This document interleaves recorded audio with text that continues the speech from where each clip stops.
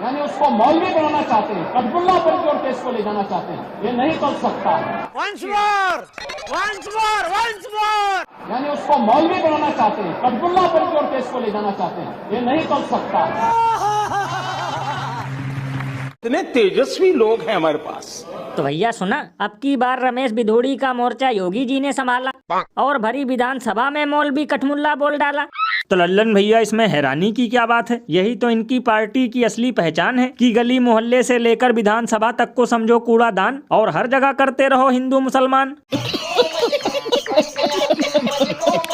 लल्लन भैया, कभी कभी तो मुझे लगता है कि कहीं लोग भारतीय जनता पार्टी का नाम बदलकर भारतीय जाहिल पार्टी न कर दें, क्योंकि इनके हिसाब से उर्दू पढ़ने वाला सिर्फ मुसलमान है और जो भी इसे पढ़ेगा वो भी केवल मुल्ला और मौलवी बनेगा।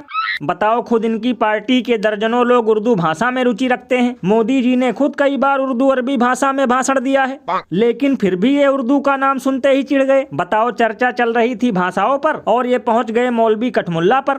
भैया, इसीलिए तो लोग घनघोर बेइज्जती करते हुए ये कहते हैं कि जैसे बिना नमक है सब्जी अधूरी, वैसे बिना हिंदू मुस्लिम किए गूंगी है भाजपा पूरी।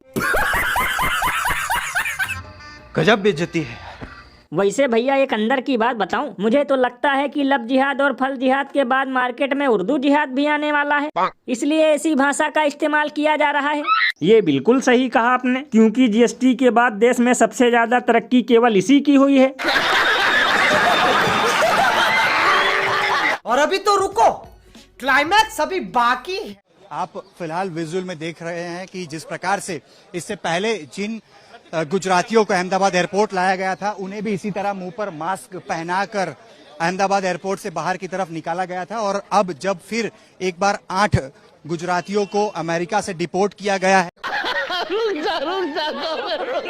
तो भैया देखा, लगता है चीन की तरह अब अमेरिका भी हमें लाल आंख दिखाने लगा, क्योंकि देखो अब गुजरात मॉडल वाले भी वहाँ से भगाए जा रहे हैं।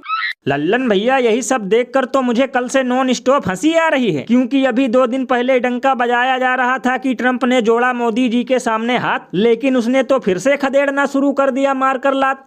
अरे बाप रे, ये तो धोती खोल रहा है। और लल्लन भैया, मुझे तो लगता है कि हिंदुओं से पहले तो मोदी जी का परम मित्र जाग गया है। एक तरफ वो कतर में शेखों के साथ चाय और मशरूम का मजा लूट रहे हैं, दूसरी तरफ उनका परम मित्र गुजरातियों के मुंह में कालिक नहीं बल्कि मास्क पोत कर भेज रहा है। मतलब कि भैया, एक तो वैसे ही हम दुनिया की शक्तिशाली देशों की लिस्ट से बाहर हो चुके हैं और अब ऊपर से हमें अमेरिका भी युगांडा समझ रहा है। भैया, इसीलिए तो लोग घनघोर बेइज्जती करते हुए ये कहते हैं कि न संभल रहा है रुपया, न संभल रहा है देश, और अब अमेरिका से आकर चराओ गाय बकरी भैंस। वैसे भैया, एक अंदर की बात बताऊं, ये सब देखने के बाद भी जाहिल अंध भक्तों को कोई फर्क नहीं पड़ने वाला, क्योंकि ये ढक्कन तो यही चूरन लेकर बैठे हैं कि जल्दी भारत हिंदू राष्ट्र बनने वाला है। ये बिल्कुल सही कहा आपने। वैसे लल्लन भैया, शुक्र है कि अब की बार अमेरिका की डबल इंजन सरकार ने भेजे गए भारतीय नागरिकों को खाने के लिए गौमांस नहीं परोसा।